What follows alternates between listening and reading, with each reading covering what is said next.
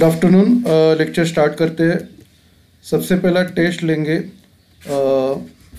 आज का टेस्ट है बैरियर्स टू इफेक्टिव कम्युनिकेशन। तो मुझे आप लोग सबसे पहला फिज़िकल बैरियर्स बताओ, कौन से फिज़िकल बैरियर्स है कम्युनिकेशन के, वो बताओ।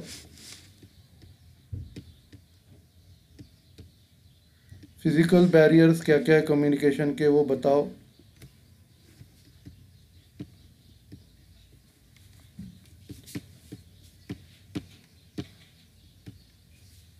किसने पढ़ाई नहीं की क्या आज?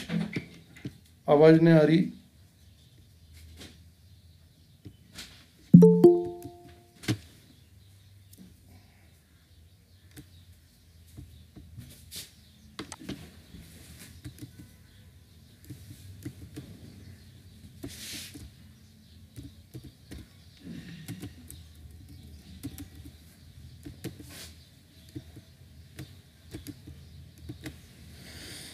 ठीक है, मैं बताता हूँ। सबसे पहला है नॉइज, उसके बाद डिफेक्ट्स इन कम्युनिकेशन सिस्टम, उसके बाद टाइम एंड डिस्टेंस, फिर wrong selection of medium, temperature and humidity. तो ये सब है। उसके बाद सीमेंटिक और लैंग्वेज बैरियर बताओ। सीमेंटिक और लैंग्वेज बैरियर,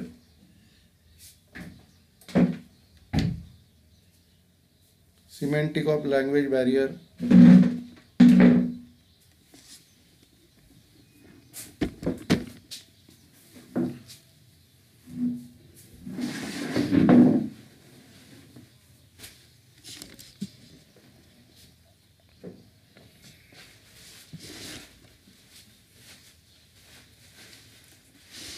सबसे पहला है मिस इंटरप्रिटेशन ऑफ वर्ड्स, उसके बाद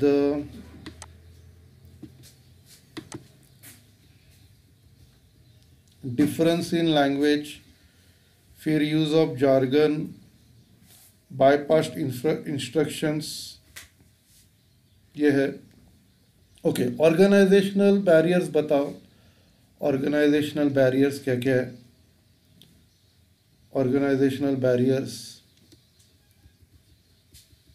सबसे पहला स्टेटस बैरियर है। Status barrier very good, status barrier. फिर उसके बाद इंफॉर्मेशन ओवरलोड, इंफॉर्मेशन ओवरलोड है। उसके बाद lack of planning, lack of planning है। उसके बाद गोल कॉन्फ्लिक्ट्स। फिर ओके, पर्सनल और सोशो साइकोलॉजिकल बैरियर्स बताओ। पर्सनल और सोशो साइकोलॉजिकल बैरियर्स,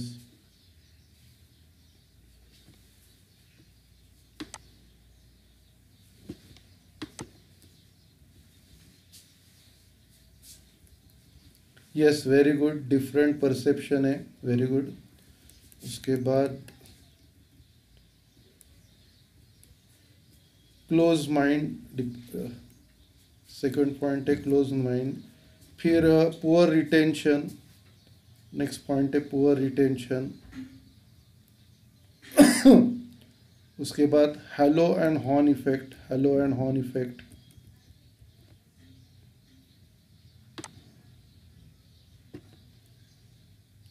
उसके बाद इमोशंस, फिर slanting, yes very good, slanting.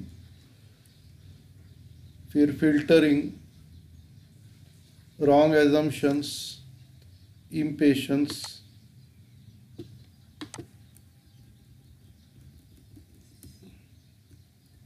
फिर रैम्बलिंग, वेरी गुड। फिर अनसॉलिसिटेटेड नॉट आस्क्ड कम्युनिकेशन, ये सब है। ओके, क्रॉस कल्चरल बैरियर्स के बारे में बताओ। Cross cultural barriers,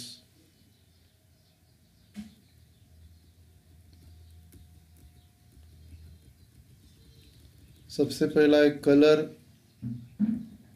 colour very good. Colour के बाद body language, yes very good, body language.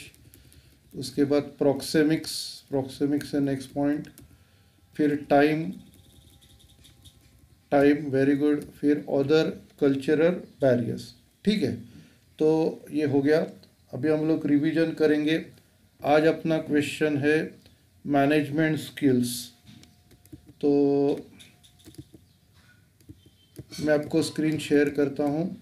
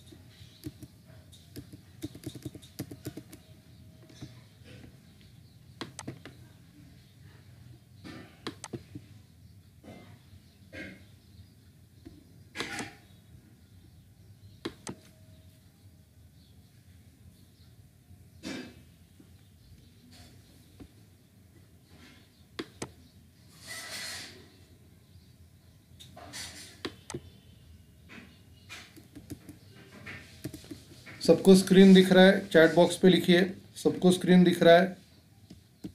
Chat box पे लिखिए, सबको स्क्रीन दिख रहा है?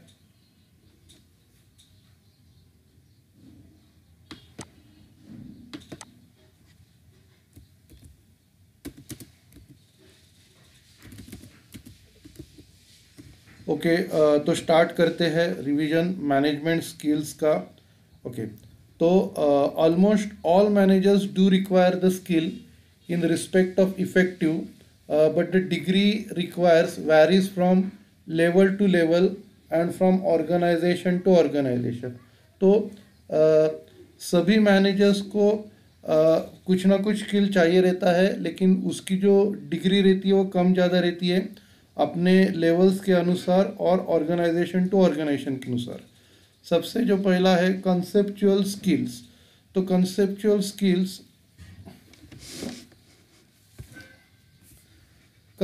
skills enables manager to visualize, analyze and understand the various aspect of the problems or situation। तो सबसे जो पहला स्किल है वो है सबसे पहला स्किल है कंसेप्चुअल स्किल। कंसेप्चुअल स्किल से हम लोग विजुअलाइज कर सकते हैं, एनालाइज कर सकते हैं और प्रॉब्लम को समझ सकते हैं और उसके क्या क्या एस्पेक्ट्स है उसको भी समझ सकते हैं। According to cards, the top management requires more of conceptual skills to that compare to lower level management. ये जो कार्ड्स है उसके अनुसार जो हायर लेवल को ज़्यादा कंसेप्चुअल स्किल की ज़रूरत पड़ती है, लोअर लेवल से उनसे ज़्यादा ज़रूरत पड़ती है।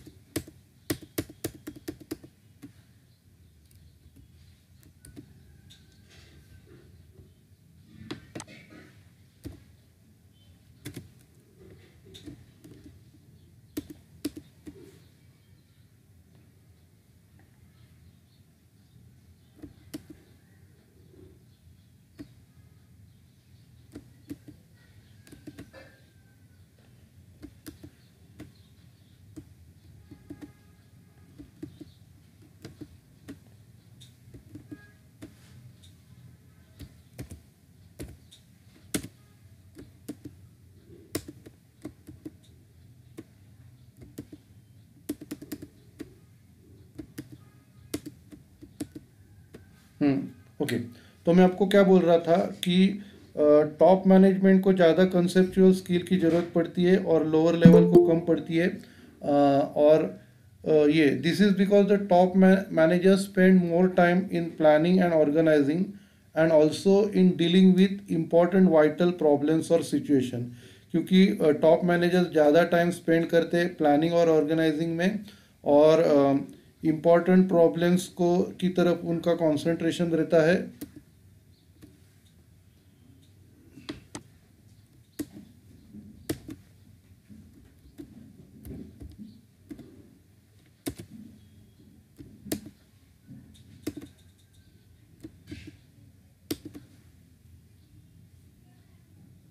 उसके बाद अगला जो है ह्यूमन स्किल्स। तो ह्यूमन स्किल्स मतलब ये रेफर करता है इंटरपर्सनल स्किल को। Human skills are required to lead, to communicate, to motivate, to develop team spirit, and most of all to work with people. Human skill क्या करता है, लोगों को लीडर बनाता है, कम्युनिकेटर बनाता है, मोटिवेटर और टीम स्पिरिट डेवलप करता है, और उसके वजह से सब लोग एक दूसरे के साथ काम कर सकते हैं। Human skill help the managers to create an environment in which people feel secure and feel free to express their views and opinions. तो ह्यूमन स्किल के वजह से मैनेजर्स एक एटमॉस्फेयर क्रिएट करता है जिससे लोगों को फ्री महसूस होता है और वो अपने व्यूज़ और ओपिनियन एक्सप्रेस कर सकते हैं। All managers at all levels need to have such skills. तो सभी लेवल के मैनेजर्स को ये स्किल की ज़रूरत है। This is because managers at all levels need to interact with people within and outside the organization। इसका रीज़न क्या है कि सभी लेवल के मैनेजर को लोगों से इंटरेक्ट करनी पड़ती है, अंदर के लोगों से और बाहर के लोगों से के साथ इंटरेक्ट करने की ज़रूरत पड़ती है। नेक्स्ट पॉइंट है technical skill. Technical skill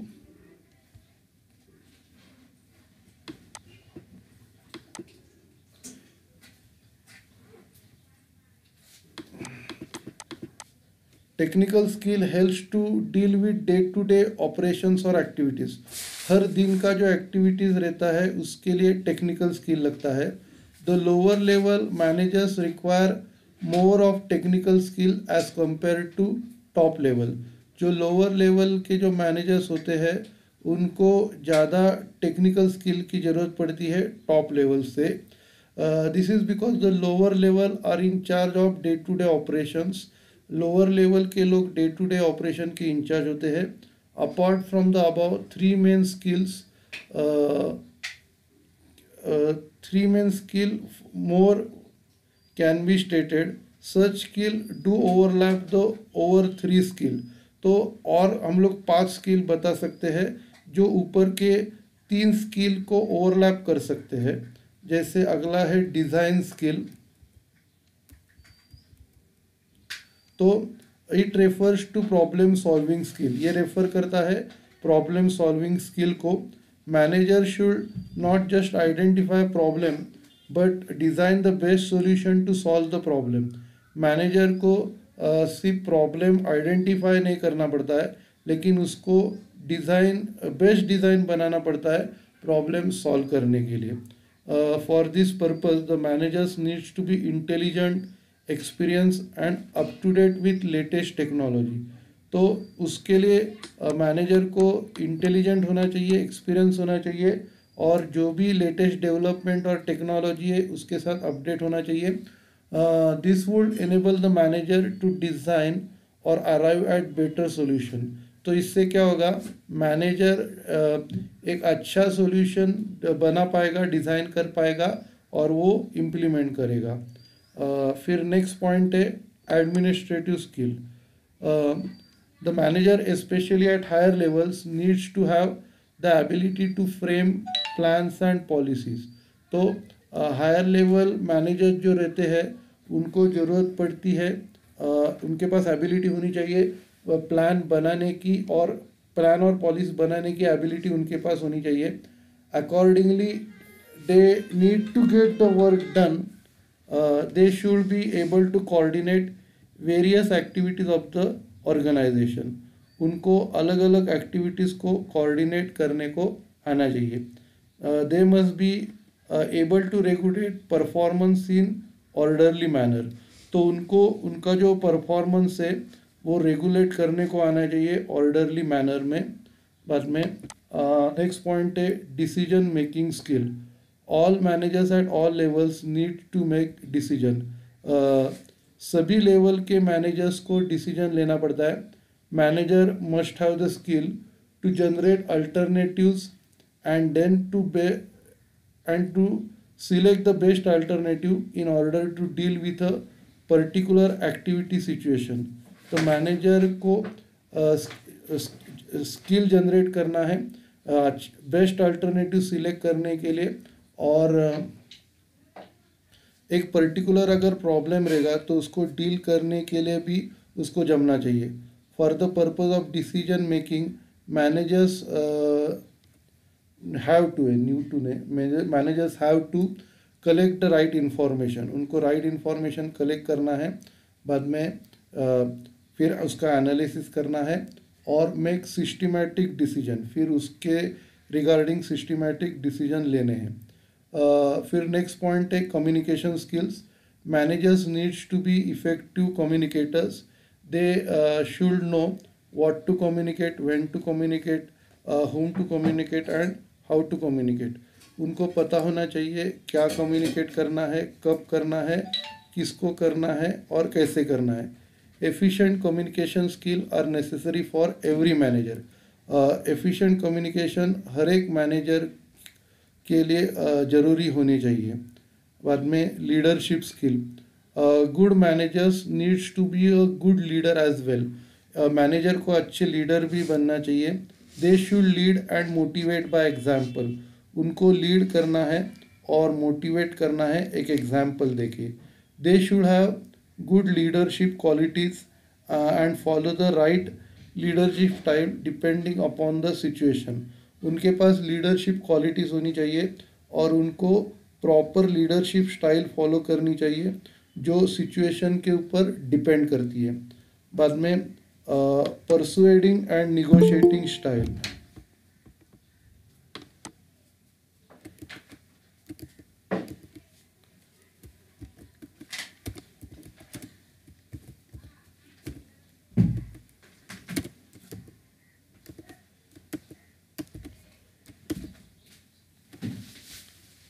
Certain managers needs to have persuading and negotiating style.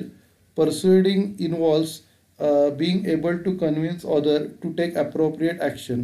Persuading में आपको दूसरों को कन्विंस करने को आना चाहिए ताकि वो अप्रोप्रिएट एक्शन ले सके. Negotiating involves being able to discuss and reach a mutually satisfactory agreement. Mutual negotiating में उसके पास एबिलिटी होनी चाहिए डिस्कस करने की और एक म्यूचुअली सेटिस्फाइड एग्रीमेंट बनाने की उसके पास कैपेबिलिटी चाहिए. These skills are required for marketing, sales, purchase and human resource manager. ऐसे स्किल की ज़रूरत पड़ती है मार्केटिंग के टाइम, सेल्स के टाइम, परचेस और ह्यूमन रिसोर्स के लिए ये स्किल ज़रूरत होता है. For instance a human resource manager need to persuade employees and negotiate with employees union leaders for worker incentives. अभी ह्यूमन रिसोर्स मैनेजर को एम्प्लॉयज़ को परसुएड करना पड़ता है ताकि वो लोग निगोशिएट कर सके यूनियन लीडर के साथ वर्कर्स इंसेंटिव्स के लिए. बाद में other skills. There are several other skill that are required bye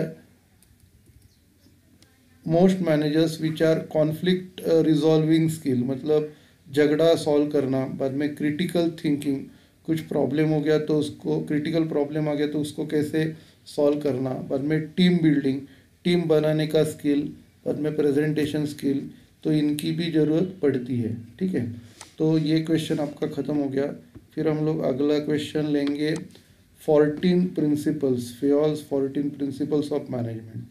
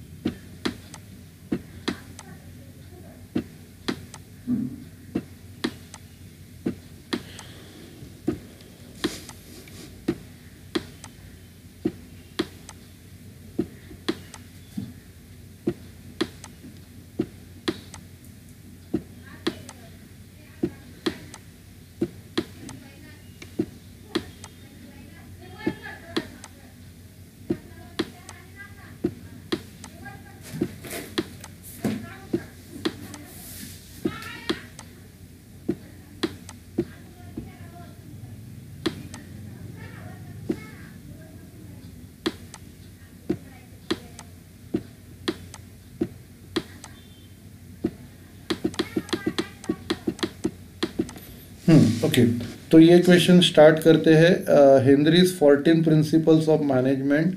तो इन 1916 Henry Fayol provided a list of 14 principles of management in the book title industrial and general administration. तो उसने ये 14 प्रिंसिपल्स लिखे उसके बुक में जिसका नाम है Industrial and General Administration. Fayol stated that all managers in organization, whether large or small, need to follow the principles or guidelines in managing business affairs. तो उसका कहना है कि सभी मैनेजर्स को, भले वो बड़ा ऑर्गेनाइजेशन या छोटा ऑर्गेनाइजेशन हो, उनको ये प्रिंसिपल्स और गाइडलाइंस फॉलो करने हैं जो वो बिजनेस अफेयर्स के काम करते हैं। तो 14 प्रिंसिपल्स आर एज फॉलो। सब 14 प्रिंसिपल क्या क्या है? सबसे पहला डिवीजन ऑफ वर्क। तो work in an organisation must be divided among individual and department. तो जो काम है ऑर्गेनाइजेशन का वो आपको डिवाइड करना है इंडिविजुअल में और डिपार्टमेंट में। Division of work lead to specialisation. तो अगर हम लोग वर्क को डिवाइड करेंगे तो उसके वजह से स्पेशलाइजेशन आएगा। It results in improvement in quantity, increase in quantity and reduction in cost. तो उसके वजह से क्या हो जाएगा? अपना क्वालिटी इम्प्रूव हो जाएगा, क्वांटिटी बढ़ जाएगा और कॉस्ट कम हो जाएगा। Specialisation also leads to innovation. तो उससे क्या हो जाएगा? डिवीजन ऑफ वर्क की वजह से स्पेशलाइजेशन हो जाएगा, स्पेशलाइजेशन की वजह से इनोवेशन, नए नए आइडियाज़ आएंगे। बाद में authority and responsibility. Fayol stress that there should be a balance between authority and responsibility. एक बैलेंस होना चाहिए अथॉरिटी एंड रिस्पॉन्सिबिलिटी के बीच में। Authority is the power given to managers to take decision. Authority एक पावर दिया गया है मैनेजर्स को डिसीजन लेने के लिए, और authority must be equal to responsibility. Authority होती है वो रिस्पॉन्सिबिलिटी से मैच करनी चाहिए। If authority is more than responsibility the manager may misuse it. अगर अथॉरिटी ज़्यादा की है रिस्पॉन्सिबिलिटी से तो मैनेजर उसको मिस यूज़ कर सकता है। And if responsibility is more then authority a manager में फील फ्रस्ट्रेटेड। तो अगर रिस्पॉन्सिबिलिटी अथॉरिटी से ज़्यादा दी रहेगी तो मैनेजर फ्रस्ट्रेट हो जाएगा। ठीक है, तो आप क्या करो, इधर तक पढ़ो, बाद में हम लोग आगे बढ़ते हैं।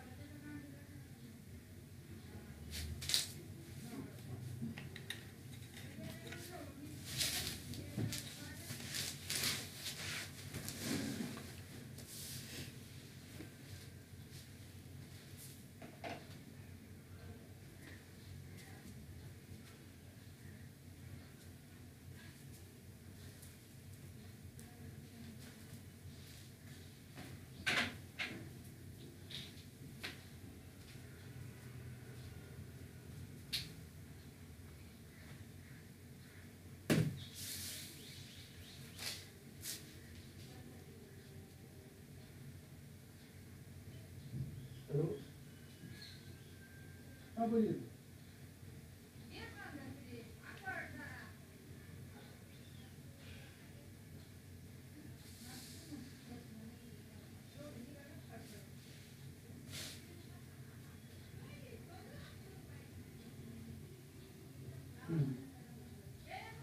उसका क्या है सर, उसका मदर का ऑपरेशन है इसलिए पूरा।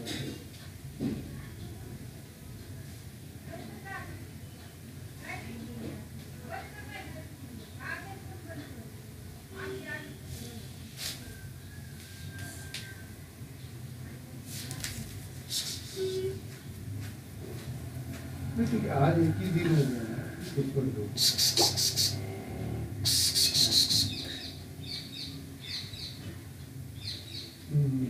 नहीं, आप क्या करो, वो जिस दिन ऐसा कुछ कर रहा है ना, उस दिन का है ना, आप अपनी डायरी में नोट डाउन करो जो इंसिडेंट हो रहा है ना वो नोट डाउन करो, और फिर आपका पोर्शन का प्रॉब्लम नहीं है ना, मतलब वो टाइम पे खत्म हो जाएगा ना।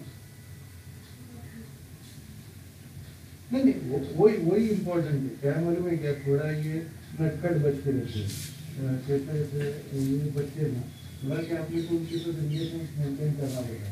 आप फिर जो जो ये आ गया ना एक डायरी में नोट डाउन करो, जो डेट में कब फोन किया, डेट टाइमिंग क्या इश्यू हो गया, ये ना आप सिर्फ एक डायरी में नोट डाउन करो। और आप सब ना पोर्शन कंप्लीशन की ओर ही ध्यान दो। बाकी अगर इश्यू आता है ना तो मैं इनको ही दिखा सकता हूँ, क्योंकि ये नटखट बच्चे रहते हैं, इनका ऐसा ये चलता रहता है। आप सिर्फ नोट डाउन करते हैं। हाँ बस बस उतना ही केयर लो। ये तो ये क्या, मैं क्या बोलता हूँ, क्या ये ऐसे बच्चे रहते हैं ना, फिर अपना अगले ईयर का कॉन्ट्रैक्ट दूसरे को दे देंगे, ऐसा है। तो अपने को सब चीजें देखनी पड़ती है, अब हम लोग को सेफ रहना, ऐसा है। तो डायरी में सिर्फ नोट डाउन करो, कब फोन किया, आज का डेट डालो, टाइम डालो, और क्या इशू है। वो दो इशूज याद रहेगा तो वो भी कौन से दिन कौन से टाइम क्या हो जाता है, तो डायरी में नोट डाउन करें बस, बाकी कुछ नहीं। तो कुछ प्रॉब्लम आता है तो मैं उनको बता सकता हूँ, ऐसा। चल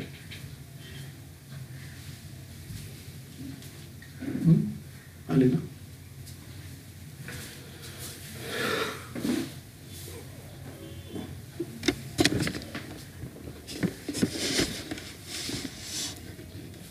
ओके, हम लोग आगे बढ़ते हैं। अगला पॉइंट है discipline. Fayol stress the need of discipline in the organisation. तो डिसिप्लिन की जो गरज है ऑर्गेनाइजेशन में, उसके ऊपर फेयल ने स्ट्रेस किया। Fayol needs to follow discipline needs to follow from top level to lower level in the organisation. Discipline आपको फॉलो करना पड़ता है टॉप लेवल से लोअर लेवल तक। बाद में discipline involves not only obedience of rules and regulation of the organization, but most important, it involves application and dedication on the part of managers and others. तो discipline में सिर्फ obedience rules and regulations follow करना इतना ही नहीं आता, लेकिन उसमें application and dedication भी आता है managers की ओर से। Fayol wrote that the best means of maintaining discipline is to have discipline superiors at all level. तो सबसे पहला जो superiors है वो discipline होनी चाहिए। बाद में clear and fair policies and practices, जो भी policies और practice है वो clear and fair होनी चाहिए। बाद में next point है unity of command. Subordinate should receive orders from only one superior. Subordinate को एक ही सुपीरियर से ऑर्डर लेना है। In turn the subordinate should report only to one superior. तो सबॉर्डिनेट को सिर्फ एक ही सुपीरियर को रिपोर्ट करना है। Fayol observe that if one subordinate receives order from other than one superior, everything will be in disorder. तो अगर सबॉर्डिनेट को एक से ज़्यादा सुपीरियर से ऑर्डर मिलता है तो सब कुछ ऑर्डर में नहीं रहेगा। Lack of unity of command creates confusion in the organisation. तो अगर ऑर्गेनाइजेशन में लैक ऑफ यूनिटी है, यूनिटी ऑफ कमांड, तो कन्फ्यूजन क्रिएट हो जाएगा। नेक्स्ट पॉइंट है unity of direction. Manager must give same direction to all employees doing similar activities. Managers को same direction देना है सभी एम्प्लॉयज़ को जो सिमिलर एक्टिविटी कर रहे हैं। A particular activity must be directed with the help of single plan. एक एक्टिविटी को डायरेक्ट करना है अपने को एक ही सिंगल प्लान के मदद से।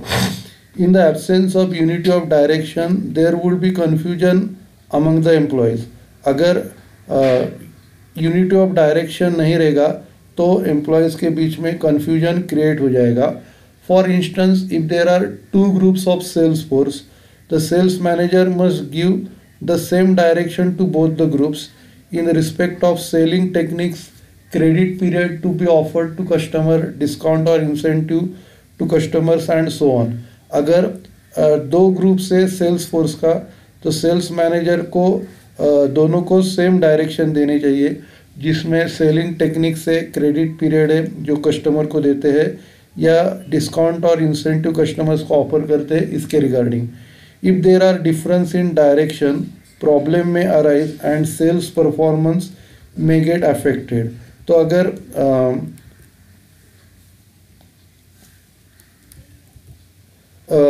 कुछ डायरेक्शन में डिफरेंस रहेगा तो प्रॉब्लम आ सकता है और जिससे सेल्स परफॉर्मेंस अफेक्ट हो सकता है। बाद में नेक्स्ट पॉइंट है subordination of interest. The interest of organisation should be primary and that of employ or a group need to be subordinate secondary. तो ऑर्गेनाइजेशन का इंटरेस्ट सबसे पहला आता है, बाद में एम्प्लॉय या उसके ग्रुप्स का आता है। Every employ or a group should work in the interest of organization and not for their own self interest। सभी एम्प्लॉय को और ग्रुप को ऑर्गेनाइजेशन के इंटरेस्ट में काम करना है और उनके सेल्फ इंटरेस्ट के लिए काम नहीं करना है। The interest of organisation should come first which may be followed by individual और ग्रुप इंटरेस्ट। तो सबसे पहला ऑर्गेनाइजेशन का इंटरेस्ट पहला आता है और उसको बाद में इंडिविजुअल और ग्रुप को फॉलो करना है। उसके बाद wages and remuneration. Wages and salaries should be fair. More importantly wages must be paid on time. तो जो भी वेजेस एंड सैलरीज पे कर रहे हैं वो फेयर होनी चाहिए। और दूसरा इम्पॉर्टेंट चीज़ है कि वेजेस टाइम पे करने हैं। Wages depend on factors such as cost of living, ability of the company to pay, prevailing wage rate in the industry etc। तो वेजेस डिपेंड करता है कॉस्ट ऑफ लिविंग पे, बाद में कंपनी की एबिलिटी है पे करने की उसके ऊपर, और प्रिवेलिंग वेज रेट क्या चल रहा है उसके ऊपर। Also the value of employee must be taken into consideration. दूसरा, दो एम्प्लॉय की जो वैल्यू है उसको भी कंसिडरेशन में लाना है। Fear stress that apart from financial benefits, non-financial benefits be provided, such as working condition, welfare facilities, recreational facilities etc। Fair के अनुसार फाइनेंशियल एक्टिविटीज़ के साथ नॉन फाइनेंशियल बेनिफिट्स भी प्रोवाइड करने हैं, जैसे अच्छे working condition, welfare facilities, recreational facilities etcetera. ठीक है, तो आप क्या करो, इधर तक पढ़ के लो, बाद में हम लोग आगे बढ़ते हैं।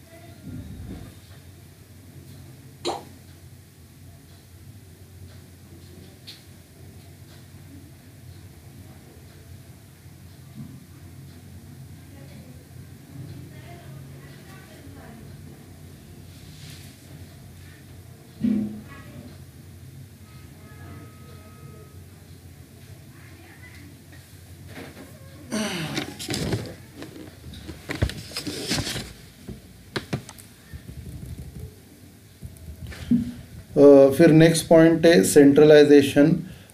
Fuel stated that certain matters are to be centralise and other to be decentralise. Fayol का कहना है कुछ मैटर्स सेंट्रलाइज होने चाहिए, कुछ डिसेंट्रलाइज होने चाहिए. There is a need to have proper balance between centralisation and decentralisation. तो एक प्रॉपर बैलेंस मेंटेन करना है सेंट्रलाइजेशन और डिसेंट्रलाइजेशन के बीच में.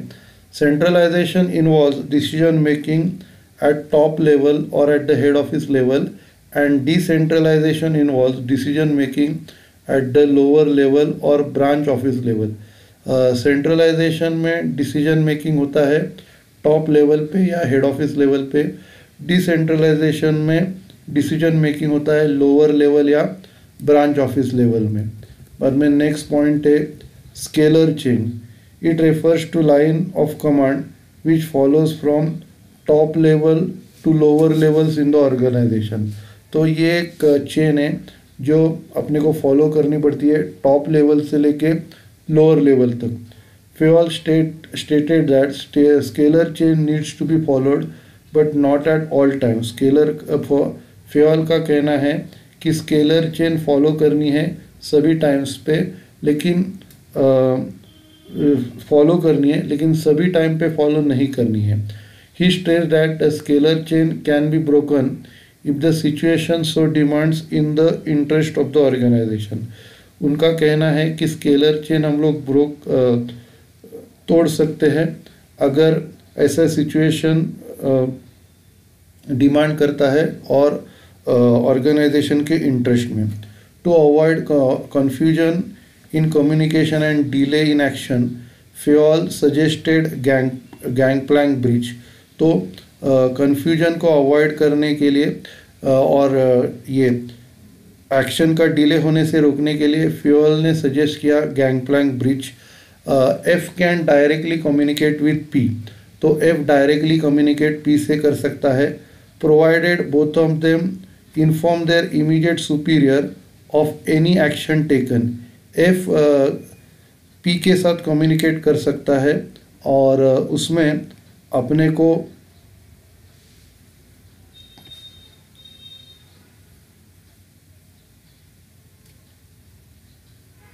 एफ पी के साथ कम्युनिकेट करता है, लेकिन उनको अपने सीनियर्स को बताना है जो उनके कम्युनिकेशन के रिगार्डिंग, ताकि स्केलर चेन मेंटेन रहे.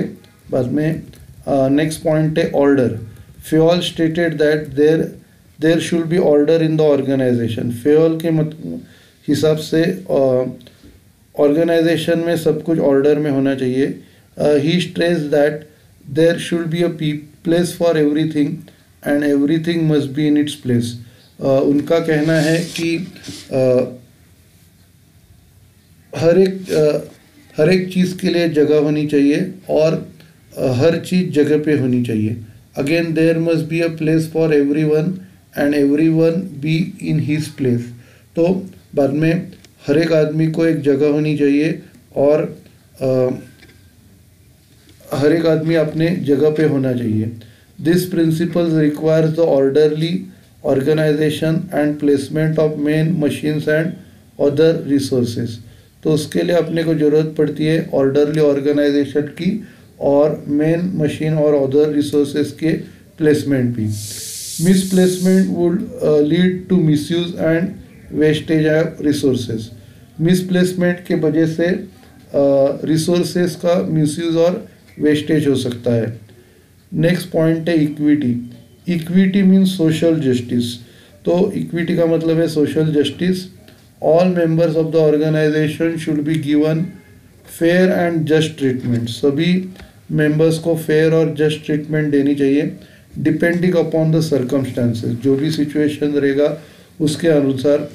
Partially in transfer promotions partiality in transfer promotion is to be avoided. Transfer और प्रमोशंस में पार्शलिटी करना को अवॉइड करना है. Fayol stress that manager must exercise justice and kindness while dealing with their subordinates. Fayol के हिसाब से अपने को जस्टिस एंड काइंडनेस एक्सरसाइज करना है जब हम लोग मैनेजर्स के साथ डील करते हैं. पर में नेक्स्ट पॉइंट है stability of tenure. Employees should not be kept temporary for a long period of time. Employees को अपने को टेम्पररी नहीं रखना है लॉन्ग पीरियड ऑफ टाइम के लिए। Employees should be given permanent job और given assurance of stability so that they not leave the organization। तो एम्प्लॉयज़ को अपने को परमानेंट जॉब देना है और या उनको स्टेबिलिटी का एश्योरेंस देना है ताकि वो अपना ऑर्गेनाइजेशन छोड़ न सके। However incompetent persons needs to be replaced and those who perform well must be rewarded with promotion and higher incentives। Incompetent person को हम लोग रिप्लेस कर सकते हैं और जो अच्छा काम करते हैं उनको रिवॉर्ड दे सकते हैं, उनका प्रमोशन करा के या उनको इंसेंटिव्स दे के। Fayol pointed out that managers as well as non managers need time to learn and understand their jobs. Fayol के हिसाब से मैनेजर और जो नॉन मैनेजर्स है उनको टाइम लगता है जॉब सीखने में और जॉब को अंडरस्टैंड करने में टाइम लगता है।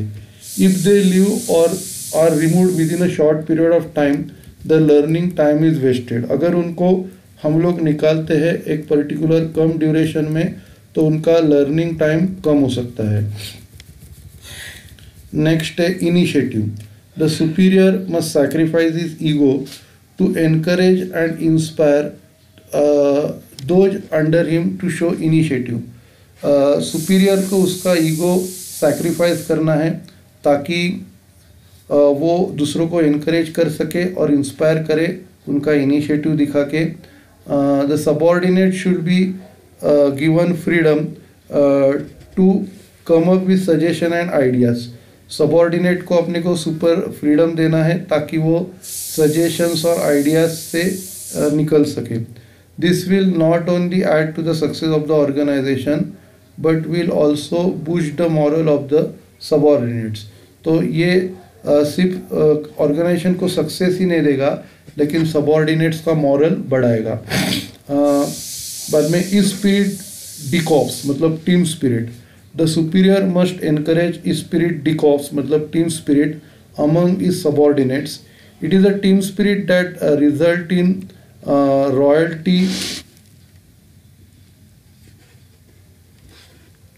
Loyalty dedication and commitment of the employees. वो टीम स्पिरिट रहता है जो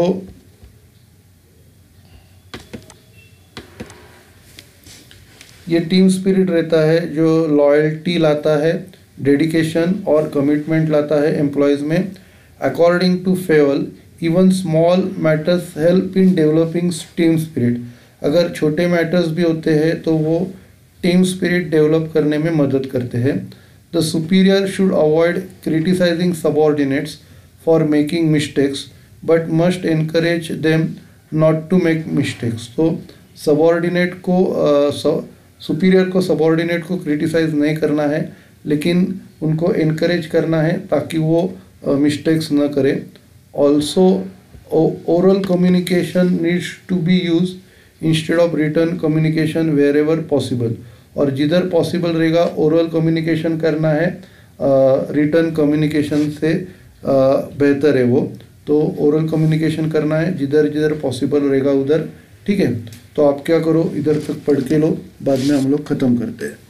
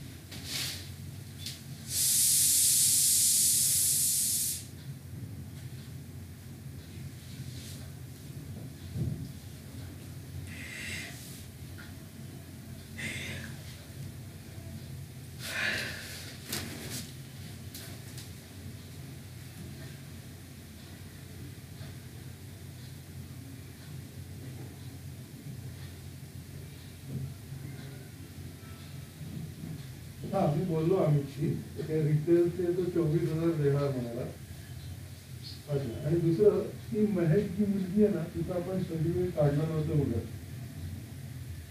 हां फेलमुळे तिचा पेपरच आला नाही तर ती म्हणते मला सर्टिफिकेट मिळणार का. तुम्ही परत ते पैसे भरलेत ना तुम्ही त्याचे री एक्झामचे पैसे भरलेत ना तुम्ही काहीतरी. म्हणजे मला माहित नाही भरलेत का तुम्ही एक्झामचे पैसे. असेल तर मग तिला मी सांगतो परत पेपर दे आणि झालं असेल तर तिथं इश्यू करता येईल का आपल्याला सर्टिफिकेट जे ना. चालेल जरा चेक करा तुम्ही भरलेत का तसं सांगा.